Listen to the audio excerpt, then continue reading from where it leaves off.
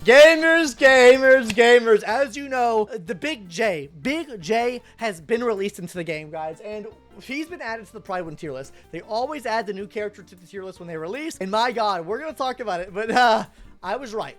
Just know that I was right. When I put my Do Not Summon video out, and I said, oh, he's going to be kind of mid on a lot of teams, right? He's probably not going to be like a meta unit, right? He's only going to be used on acheron teams. It looks like I was right, but we're going to get into the actual pros and cons of him and what I actually think about him after release, because I do have some, maybe a little bit of different thoughts there, but we're still going to go into it. Let's see just here on the changelog really quick. Added Big J to the tier list. Our team was impressed with J's consistency and clear potential in pure fiction, but in both our initial theory crafting and testing, we started placing him in tier 1, but we'll be watching the community reception to his initial performance closely and be believed to demonstrate potential. Will specifically be on the lookout for his non-acheron teams and end up ranking scores as we feel Apex supports and must be capable of some flexibility. Absolutely true. And I feel like with him, he's like third best in slot for most teams, but we'll get into that a little bit later in the video. So with the release of Big J, we reevaluated the teams. Yeah, Gwen got moved. We'll talk about that too. And the promised big update to the MOC tier list is still in progress. We're aiming to release it. Okay, so they're going to release that in 3 weeks. We don't really need to worry about that too much. First, we're going to look at the new tier list here. Obviously, guys, they did move over Gwen from here over to here, which genuinely, yeah, I can see that, especially if we're putting him over here. He does a lot of different things as well, so moving Gwen over here, I think, is pretty reasonable. She is not really known for her damage, and genuinely, guys, she does basically the same thing as him. She doesn't proc off as many debuffs as fast as him, and her debuffs are a lot weaker than his, but generally the same idea of a character, right? I ordered Burger King. First of all, cringe. Burger King's absolutely disgusting. That's like the devil's asshole, okay? I can't do it. You know what Burger King is? Burger King's on the same level as what I think Big J's on, right? Like McDonald's right here, the big M right here. Let's change the color. The big M here, much better. Yo, Wendy's right here, much better. And then we have this over here, which is what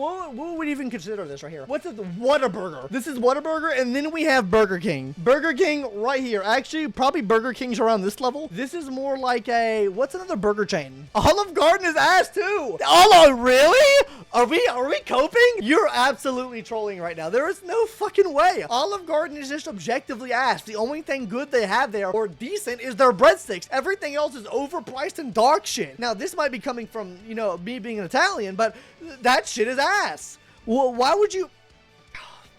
The only positive thing that I can say is maybe the breadsticks. Outside of that, it's ass. Olive Garden's not good. Oh my god, you guys are coping, bro. So this is what I've decided, right? So we have probably McDonald's around here, right? I'm talking in terms of burger chains, right? In-N-Out would be up here, right? In and out, right? I wouldn't even say McDonald's is a close second to In-N-Out. Actually, I like Whataburger more than McDonald's. So Whataburger's like this tier. This is like McDonald's, right? He's already kind of like dressed in a McDonald's outfit, so I guess he's more like McDonald's. This is definitely Burger King. BK, have it your way, right? So this is like In-N-Out. We have Whataburger, then we have McDonald's, the third best option, and that's what Jay is for a lot of different teams, guys. I love how we perfectly transitioned to that, but yes, I see him as being like third best in a lot of teams. The only team that he is honestly like best in slot with is an acheron team. Not to say that he cannot work for other teams, because he definitely can. He can work on, let's get a different color here, Dr. Ratio teams. He can work on Dr. Ratio teams, but he's not the best in slot for Dr. Ratio teams. We already know best in slot Dr. Ratio teams, guys, is going to be characters like, I want to change the color here just for the sake of this.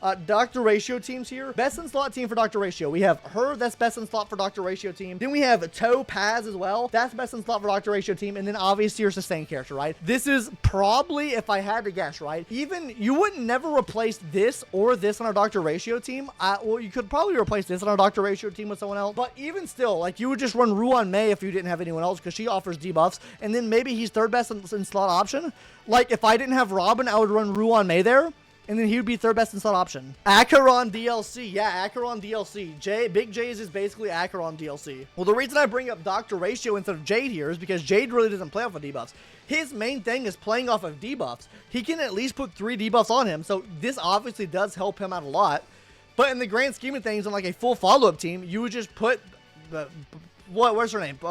Her, Topaz, on the team, and then you run a buffer. They just offer so much more value than what he can offer on the team. There's no shot in my mind that I'd be putting him on a separate team. And if we're talking about like amount of debuffs on an enemy, technically Silverwolf can plant more debuffs than he can. He can plant the debuffs more consistently, sure, But overall, she plants overall more debuff. So even in a scenario like that, I probably would just run Silverwolf on a team with him to make sure that we have imaginary typing. Like for me, right, I really don't see him as a use case on that team. Let's talk about other teams though, because that's not the only team he can be used on, right? Obviously, we're going to keep our red thread there to Acheron because that's obviously his best in slot team. A lot of other teams that people are touting up are teams that involve dot teams, right? So we have dot.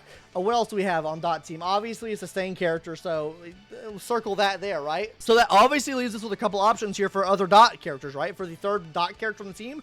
So we have him on the team, right? Bing bong. Okay, we'll put him right here for now. We're going to name them, or I guess rate them later. We have this right here for a dot team, right? So we have Ruan Mei. Then we have, what's her name? Robin for a dot team. What else do we have for a dot team, right, guys? Pela could technically be used for a dot team. She could be used for a dot team, right? I'm trying to think what other option that we could technically throw on a dot team that would be viable.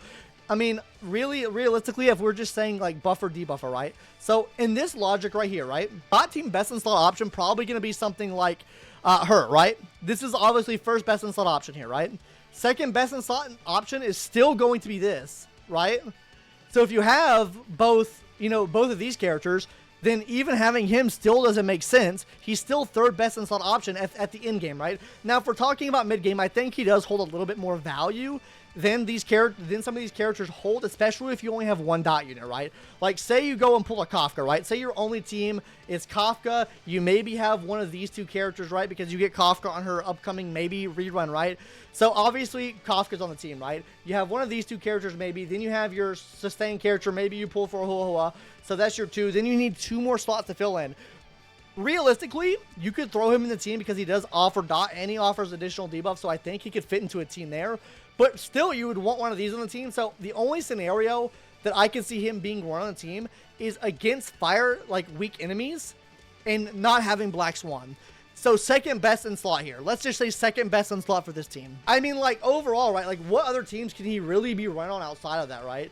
Like, I mean, I guess he could technically be run on any crit-based team that relies on debuffs or wants debuffs. I mean, he can really be run on any team, right? So I guess that's a positive for him, like, overall, right? I think he's very versatile in the sense that he can be ran on a lot of teams, but he's just not the best install option for those teams. So if you're not planning on pulling Acheron, like I said in the Do Not Summon video, I still don't think he's very much worth it, right? Now, is he better than I initially thought? Yeah, I think he is a bit better than I initially thought in the Do Not Summon video. I think the big problem that people were, like, grading him off of is people were grading him going bar for bar with defense shred. Yes, I understand that the debuff that he does scale better than defense shred does because it does give like higher upfront values. And if you were to go bar for bar, the only time that defense shred gets better is 80% and above, right? But we're not talking 80% and above.